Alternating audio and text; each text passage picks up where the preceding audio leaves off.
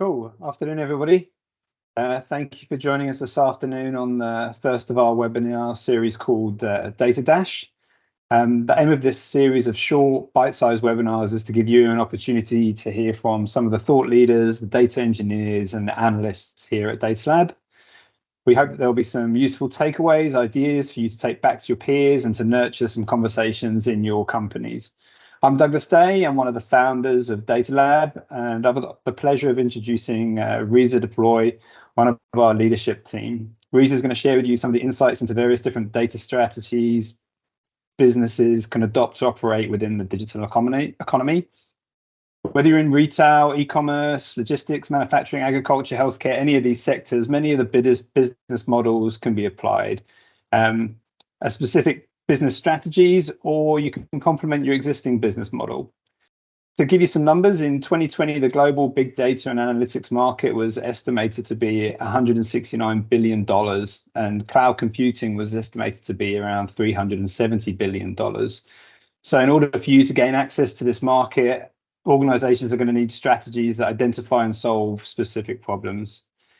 If you have any questions, please ask them in the Q&A, and I'll aggregate all those questions together, and hopefully we'll have some time at the end to pose these questions to Riza. If not, we'll respond to you after the event. So without further ado, I'm going to hand over to my colleague to share some of her thoughts on data strategies you can adopt. Thanks, Douglas. I hope everyone can hear me well. So yeah, thanks for the introduction. And thank you so much for joining us today. We hope that we can deliver some value to you in this short session. My name is Riza Deploy. I live in the beautiful Cape Town, and I'm a director and shareholder at Datalab. I've been working in data analytics for the last 10 years. It's by no means a lot of experience in the industry. At Datalab, we help clients implement the right tools and technologies to deliver on their strategic goals through leveraging data effectively in their business. A goal for me is to use my position to be a change agent that provides contemporary, professional solutions that act as your company's helping hand to achieve greatness. If you are interested in joining or learning more, feel free to connect with me with LinkedIn or reach out by email. Happy to engage. So the topic and the agenda for today is about strategies to win in the data economy. I will set the scene with some context and background. We will look at what the data economy is briefly, and then we'll dive into the different models in the data economy. Some key takeaways for today's session is for you to know the business models for the data economy, to understand different use cases or examples where appropriate, and hopefully to spark some ideas for your business context in the data economy. As Doug said, please feel free to post questions in the chat. Douglas will seek to answer them as we go along. And if we don't have time for Q&A, I will definitely try and respond to them after the webinar. Cool. So context then. The significance of data in the modern business landscape. So data, we all know, has been growing at a rapid rate. Some articles posted on Statista gives us an indication of that growth. It says that over the next few years, up to 2025, global data creation is projected to grow to more than 180 zettabytes, with an annual growth rate of 42%. As you can see on the graph, in 2020, the amount of data replicated and created reached a new high. So hidden in this vast amount of data are insights into consumer behavior, emerging market trends, opportunities for new revenue streams, and even predictions of the future. For organizations, the goal is to make sense out of this rapidly increasing amount of data and find innovative ways to derive sustainable value from it all, while actually in the same time managing the consumption of cloud services that support data management and analysis. Most businesses currently only use data for basic decision making. So what is the data economy? I've got a quote for you. The data economy is a global digital ecosystem in which data is gathered, organized, and exchanged by a network of companies, individuals, or institutions, and importantly, to create economic value. Monetizing data or participating in the data economy means that you can leverage one of the following benefits, and there might be more. One of them is creating value-added services to clients or suppliers that differentiate your business from competitors, opening up new revenue streams where a business has reached a plateau by packaging and selling data to external parties such as clients, partners, vendors, or data marketplaces. And also fostering partnerships with other businesses or industries where a data exchange can create mutually beneficial collaborations. Whilst there are many different ways to make data profitable, they're all rooted in core strategies that we present in the following list. The first one is around collect and supply, gathering data and selling raw data. We also have store and host, so holding on to someone else's data for them. Refine and filter, stripping out problematic records or fields and releasing interesting data subsets. Enhance and enrich, blend in other data sets to make new and interesting pictures from it. Simplifying access, help people cherry pick the data they want in a format that they prefer. Analyze, so analyzing data and then selling the results. Obscure, inhibiting people from seeing or collecting certain information. And we added a bonus 8 strategy for you today. Consult and advise, providing guidance on others' data efforts. As a frame of reference, we'll provide examples or use cases of these strategies when appropriate. And you will note that these strategies are closely related and occasionally overlap each other. There are plenty of opportunities in selling refined data and specialized services therein. In certain cases, data doesn't have to be yours to actually work with it or profit from it. So we'll start with the simplest of all strategies, collect and supply, which can stand alone or serve as a foundation for others. This is the tried and true option. Build a data set, so collect it, and then sell it, supply it.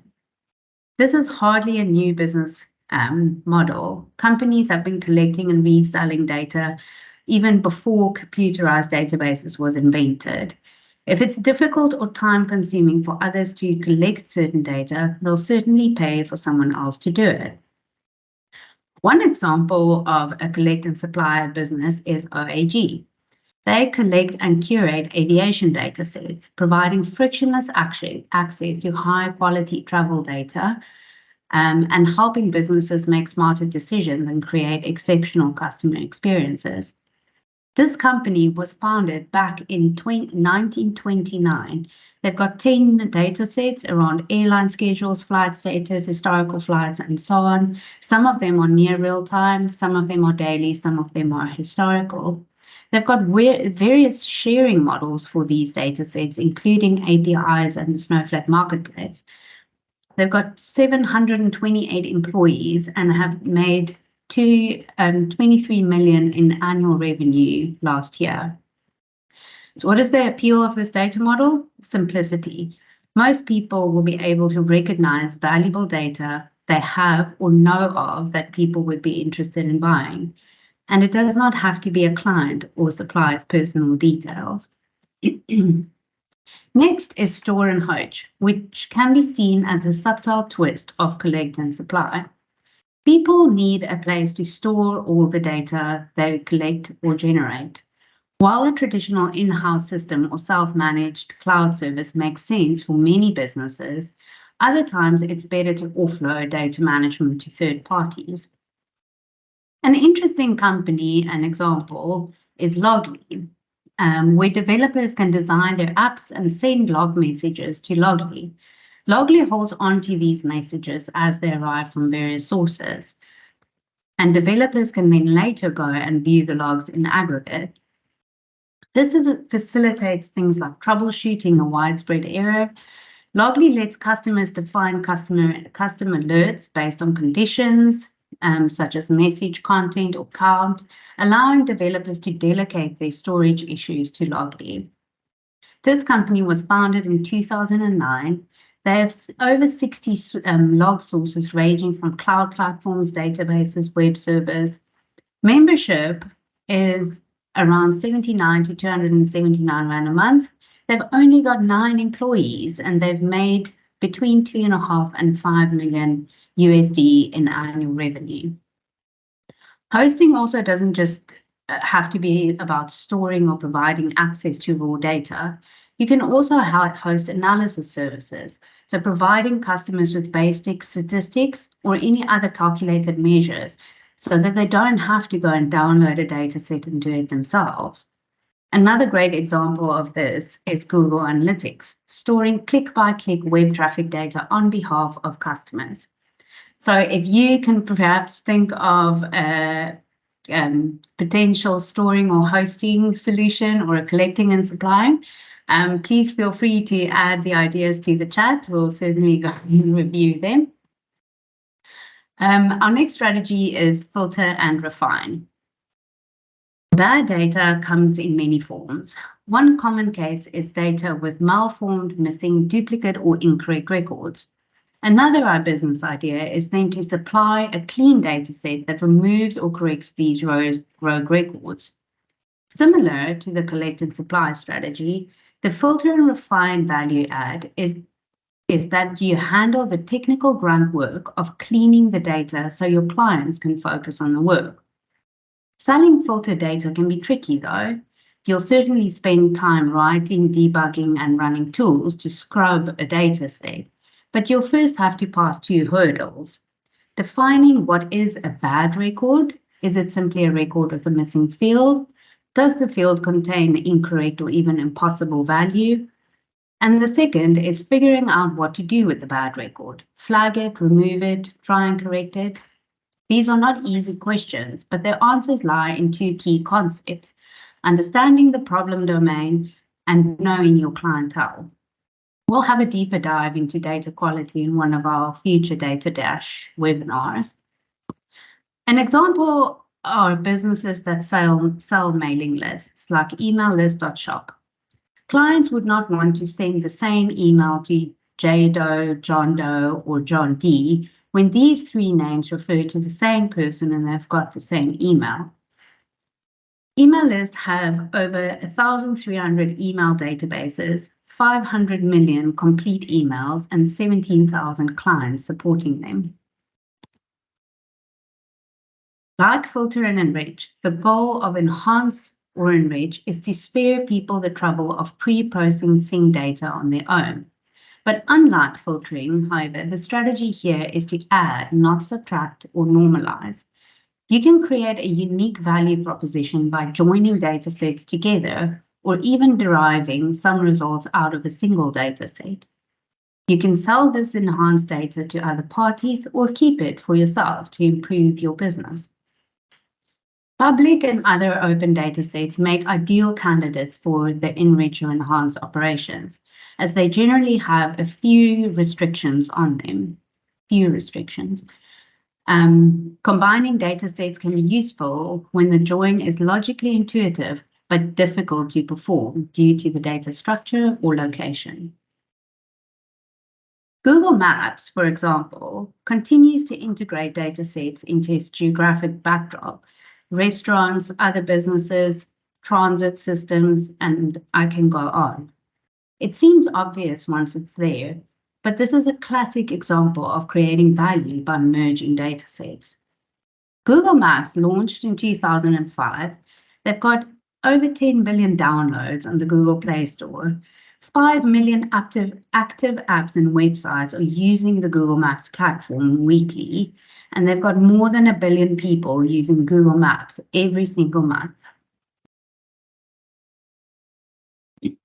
So sometimes companies do not care to deal with raw bulk data downloads, especially when the data arrives in spreadsheets, fixed width files, PDFs, and other readily consumable formats for analysis. That means there's an opportunity for you to give people the data that they need in the format that they can handle. This is another logical extension of an existing collect and supply business, with a bit of filter and refine on top. Given several customers who buy the same raw data from you who perform the same post-processing, you can then go and do that for them at a reasonable cost. The Snowflake Marketplace is an example of a platform that has made access to data easy, both from a sharing and a consumption perspective. The value proposition is to accelerate growth by monetizing data and the Snowflake native apps, while serving customers more effectively across clouds and without integrations or data pipelines. They currently have over 400 data providers and is growing continuously. 2,100 ready data sets. These data sets range from being free or paid data sets, and you can subscribe to them directly using a Snowflake account without requiring any data engineering into your environment. So whereas the opportunity in collect and supply is based on a straightforward transaction, trading money for data, earning money through data analysis is more of an indirect pursuit. There are three different pursuits here. External, so offering your services to analyze someone else's data. Internally, analyzing your own data, which everyone will be quite comfortable. And in between, analyze some data and sell the results. The unifying theme is to profit from insights that lies within a data set. OAG, again here, extended their service offering of collecting and supplying to include analyzing based on 5 different ready-to-use analytics modules. So they know how to have pre-built analytics to understand schedules, connections analyzer, where you carry out airline comparison and performance analysis, traffic analyzer, with airport passenger data, airline network mapper to create an intuitive map of air traffic, and dot analyzer. Till now, we have explored strategies involving bringing data in. There are also business opportunities in keeping data behind closed doors. For every firm that seeks to collect data, there are those who seek to hold their data private.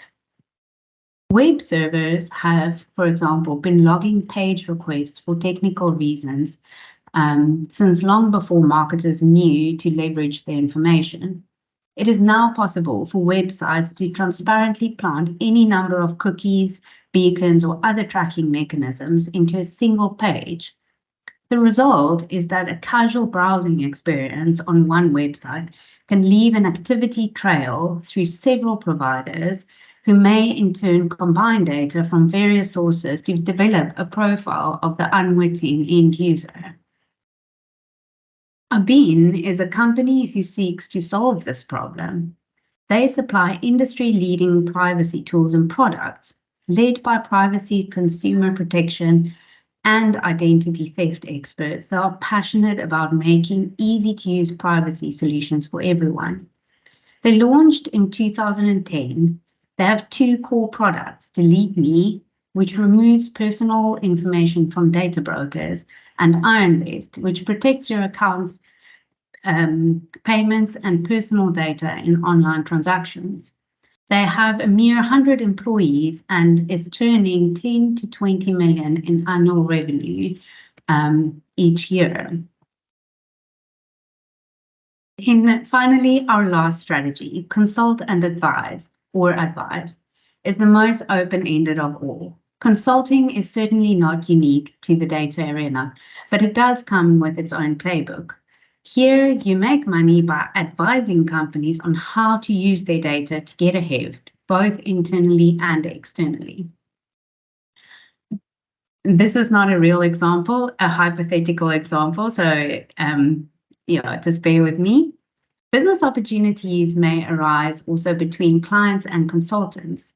An example includes Social networks and mobile carriers like Vodacom have access to personal interaction data, which puts them in a prime position to detect, predict large gatherings or even criminal activity.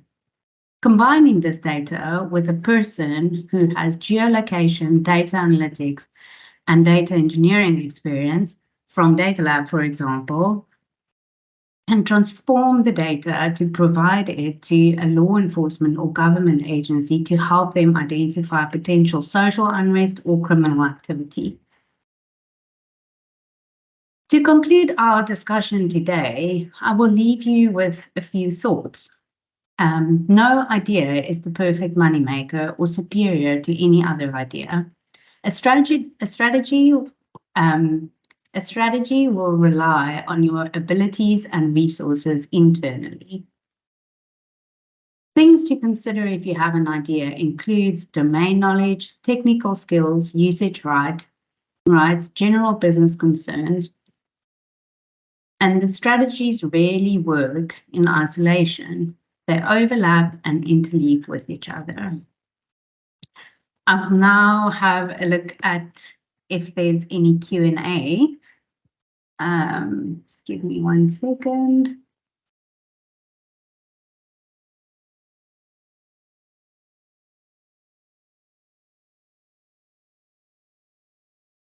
So we seem not to have any questions at this point.